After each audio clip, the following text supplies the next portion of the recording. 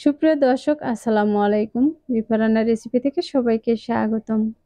আজ আমি তৈরি করে দেখব বিকেলের পটেটো স্ন্যাক্স রেসিপি। এই নাস্তাটি বানিয়ে বাচ্চাদের স্কুলের টিফিন হিসেবেও দিতে পারেন। আর বিকেলে এটি নাস্তা হিসেবেও কিন্তু খেয়ে নিতে পারেন। আশা করছি প্রতিদিনের মতো আমার আজকের রেসিপি আপনাদের কাছে খুবই ভালো লেগেছে। সেই সাথে যারা আমার চ্যানেলের সাথে আছেন তাদেরকে অসংখ্য ধন্যবাদ। আর যদি কেউ আমার চ্যানেলে নতুন এসে থাকেন তাহলে চ্যানেলটি সাবস্ক্রাইব করে আমাকে সাপোর্ট করবেন। তাহলে এবার চলে যাচ্ছি মূল রেসিপিতে। আজকের এই রেসিপিটি বানানোর জন্য প্রথমে আমি এখানে নিয়েছি 2টি আলু। আর আলুটাকে কিন্তু আমি খোসা ছাড়িয়ে ভালোভাবে সিদ্ধ করে নিয়েছি। আর আজকের এই রেসিপিটির জন্য কিন্তু আলুটাকে খুব সুন্দর করে সিদ্ধ করে নিতে হবে। এখন আমি একটি হাতা দিয়ে এগুলোকে খুব ভালোভাবে ম্যাশ করে নিব। এমনভাবে এটাকে ম্যাশ করে নেব যেন এই আলুর মাঝে কোনো রকম দানা ভাব না থাকে।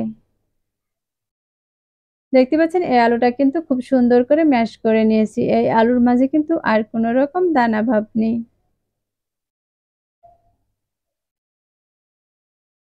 এখন এটাকে আমি হাত দিয়ে খুব সুন্দর করে একটু গোল করে নিচ্ছি। এটাকে গোল করে দেখে দিচ্ছি এখানে কতটুকু পরিমাণে আলু রয়েছে। দেখতে পাচ্ছেন এই আলুটা কিন্তু ম্যাশ করার পরে 1 কাপের মতো হয়েছে।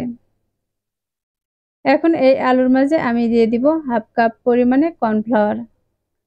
আমি যতটুকু আলু নিব তার হাফ পরিমাণে কর্নফ্লাওয়ার দিয়ে দিব। এবার আলুর সাথে কর্নফ্লাওয়ারটাকে খুব ভালোভাবে মিশিয়ে নিতে হবে। দেখতে পাচ্ছেন আমি কিন্তু এটাকে হাত দিয়ে খুব সুন্দর করে মিশিয়ে নিচ্ছি। এটাকে হাত দিয়ে মেশানোর পরে যদি মনে হয় ডোটা একটু শক্ত রয়েছে তাহলে কিন্তু সামান্য পরিমাণে পানি দিয়ে দিতে পারেন। এখানে সামান্য পরিমাণে পানি নিয়ে এটাকে আরো ভালোভাবে মথে নিচ্ছি। আমি এই আলু আর কর্নফ্লাওয়ারটাকে খুব সুন্দর করে মাখিয়ে নিব। এটা কিন্তু এ পর্যায়ে মাখানো হয়ে গেছে, খুব সুন্দর একটি ডো তৈরি হয়েছে।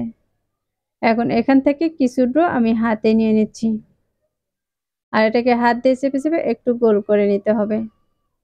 এরপর 2 হাতে তালুর মাঝে দিয়ে আমি আরেকটু গোল করে নিব। এটাকে কিন্তু খুব সুন্দর করে গোল করে নিয়েছি। এখন একটি বোতল দিয়ে আমি এভাবে মাঝ বরাবর চাপ দিয়ে দিচ্ছি। আর চাপ দেওয়ার পর এটা দেখে বুঝতে পারতেছেন একদম কিন্তু মাশরুমের মতো তৈরি হয়েছে। এই পর্যায়ে আমি আরেকটি বানিয়ে দেখিয়ে দিচ্ছি। আমি একইভাবে হাতে কিছু ডো নিয়ে নিয়েছি আর এটাকে 2 হাতে তালু দিয়ে আমি আরেকটু গোল করে নিয়েছি। আর এই বোতলটা দিয়ে কিন্তু আমি মাঝ বরাবর এরকম করে চাপ দিয়ে দিচ্ছি। দেখতে পাচ্ছেন এ পর্যায়ে কিন্তু আমার আরেকটি তৈরি করে নেওয়া হয়ে গেছে। আর একইভাবে কিন্তু আমি সবগুলোকেই বানিয়ে নিয়েছি। আর এগুলো দেখতে কিন্তু অনেকটাই সুন্দর দেখা যাচ্ছে। আর একদম কিন্তু মাশরুমের মতোই হয়েছে। তাই এগুলোকে মাশরুম পিঠাই বলা হয়েছে। এখন চুলায় একটি ফ্রাই প্যান বসে তার মধ্যে পর্যাপ্ত পরিমাণে পানি দিয়ে পানিটাকে কিন্তু এরকম ফুটিয়ে নিয়েছি। আর এই ফুটন্ত পানির মধ্যে এই মাশরুম পিঠাগুলোকে দিয়ে দিচ্ছি। এখানে আমি সবগুলোকেই কিন্তু দিয়ে দিয়েছি। আর এগুলো 2 থেকে 3 মিনিটের মতো আমি হাই হিটে কিন্তু জাল করে নিব। আর এগুলো দেখেন নিজে নিজে কিন্তু উপরে ভেসে উঠে যাচ্ছে।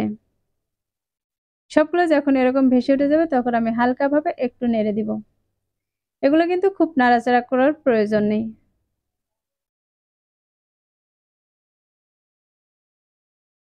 আমি আবারও একটু এরকম করে নেড়ে দিচ্ছি। আর এ পর্যায়ে কিন্তু আমি চুলাটাকে অফ করে দিব। এগুলো কিন্তু এখন সেদ্ধ হয়ে গেছে। এখন আমি একটি ছাঁকনিতে এগুলোকে পানি ঝরিয়ে উঠিয়ে সরাসরি কিন্তু ঠান্ডা পানিতে দিয়ে দিব। আমি এখানে কিন্তু ফ্রিজ থেকে ঠান্ডা পানিটা নিয়েছি।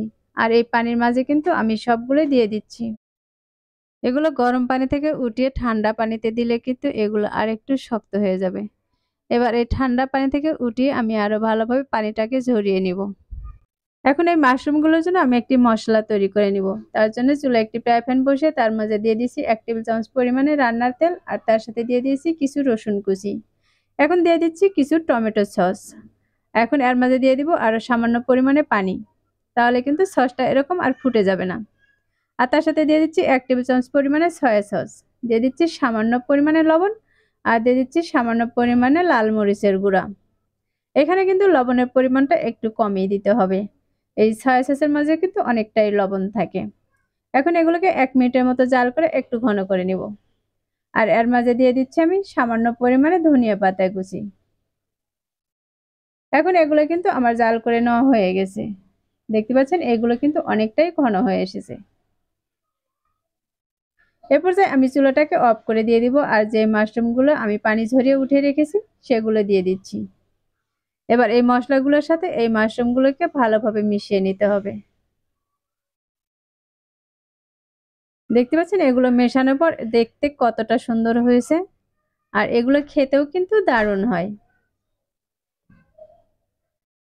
এই মাশরুমগুলো কিন্তু খুব ভালোভাবে আমি মিশিয়ে নিয়েছি আর এগুলো মেশানোর পর দেখেন এর কালারটা কতটা সুন্দর এসেছে আর এটা দেখতে কতটা লোভনীয় হয়েছে।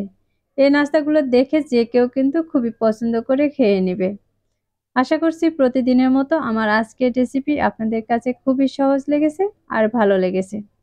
আমার রেসিপিগুলো ভালো লাগলে ভিডিওতে একটি লাইক দিয়ে শেয়ার করার অনুরোধ রইল।